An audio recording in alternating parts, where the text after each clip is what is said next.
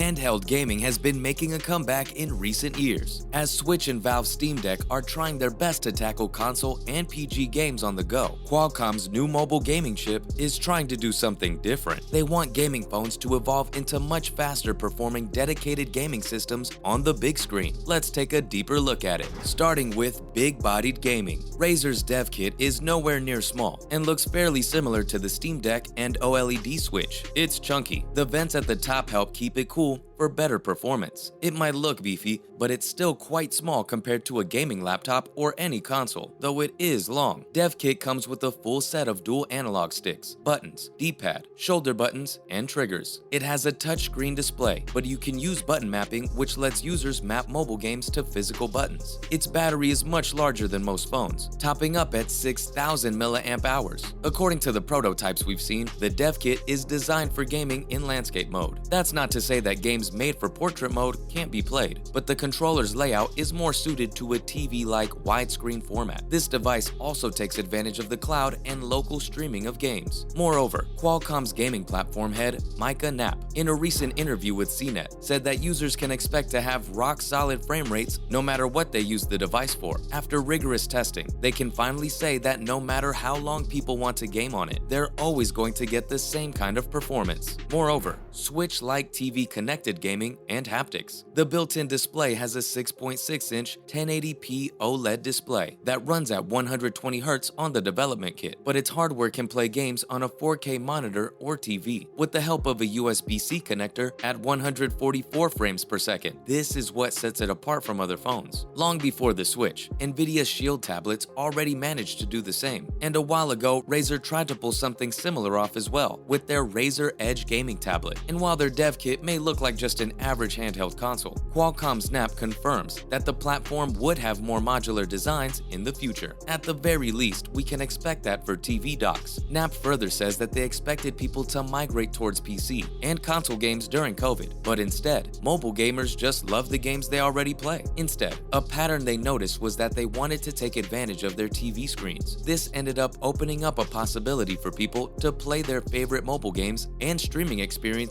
and dock them onto their TVs. The new chip also supports controller haptics, which the chip company confirms is going to be more advanced and specific than what gaming phones have right now. Furthermore, 5G, Wi-Fi 6, and a different camera setup. The chip supports mmWave and multiple variations of 5G and Wi-Fi 6E, making it more than just capable of playing at high speeds in certain well-connected areas, though it isn't quite the same as their Snapdragon series and isn't optimized for high-end phone use. According to Knapp, it hasn't been designed to take advantage of high-end cameras, but the device would, in the end, have a 1080p camera mounted at the top, so players can stream while they game. Thankfully, it's centered at the top edge, so we won't have to worry about weird-looking selfie angles. The platform would be running Android, so users could still use other apps besides games, but we wouldn't recommend it. Given its big and strange design, portrait-oriented apps might be weird to use. Up next, AR and VR capable. One feature that stands out is its ability for VR and AR peripherals, something that no other handheld has managed to do yet, though it's not a surprise considering that Qualcomm powers almost all standalone VR sets and AR glasses through its processors. They even plan to have a whole new series of phone-connected glasses and software out this year. It still may not be clear just what type of headsets would work with it, but it sounds like the same type of AR and VR glasses that are being promised for phones, though getting those on a handheld is much more interesting. Theoretically, this could allow handheld play while players look at a huge virtual monitor on their glasses, or could it possibly open the door for a future with headset console hybrids? It might even allow VR-only devices such as the Oculus Quest to grow into systems that could work on screen-enabled handhelds. Lastly, its price may be not cheap. When they were asked if these devices aim to be more affordable than high-end phones, Knapp just said that there may be some expectation for it to be at a lower price point, and some for it to be priced at the higher end. In the end, all of it depends on how good the user's experience is, but that's how they generally price their products. As a surprise to no one. He also suggested that there may be a spectrum in pricing as they don't want to limit manufacturers and what they build or charge. But with Logitech's announcement about their upcoming G Cloud that's priced at $350, we could expect some competition in the market, which is always good for us users. Qualcomm and Razer's approach might be the way to go for handhelds, as Sony and Microsoft aren't interested in them. The Switch is getting older, and the Steam Deck is still trying to prove itself.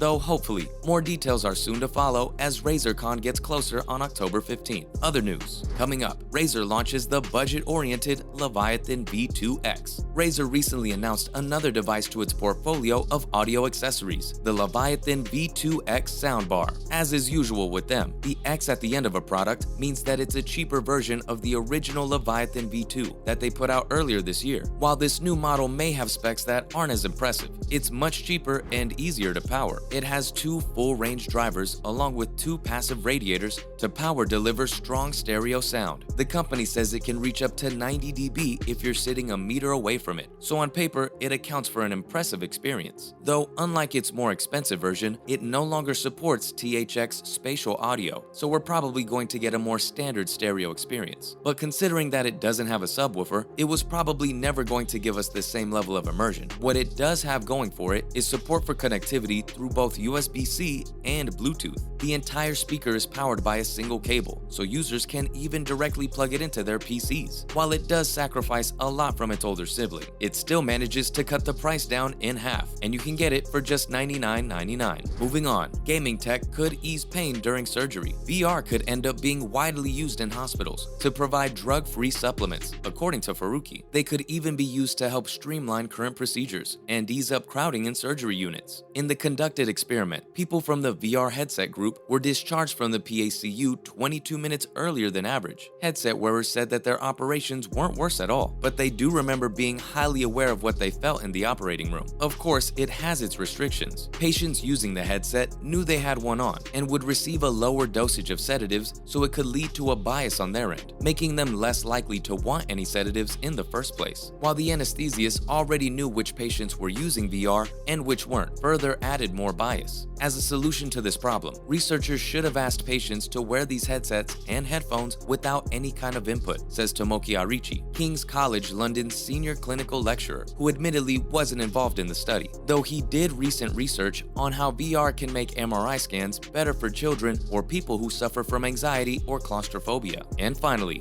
a game about sheep is going viral in China. Recently, a new game has been going viral in China and has been hitting people's screens at incredible speeds. It's astonishing, especially if we consider how companies like NetEase have to wait months before approval to launch any game. Turns out, that's because the new game called Sheep a Sheep sits inside ByteDance's Douyin and Tencent's messaging app called WeChat, letting users play it within those apps. And since both of them don't require a game license to put out HTML5 games on their platforms, it's been blowing up, at least according to Rich Bishop, CEO of App in China. But considering its success, that's bound to change over the next few months as regulations are sure to intensify, though this does raise further concerns about censorship in the country and how bad it's going to get from here on. That's a wrap for this video. What do you think about Razer's new handheld? Let us know in the comments below. Make sure to give this video a thumbs up and subscribe to our channel for more videos like this. See you in the next one.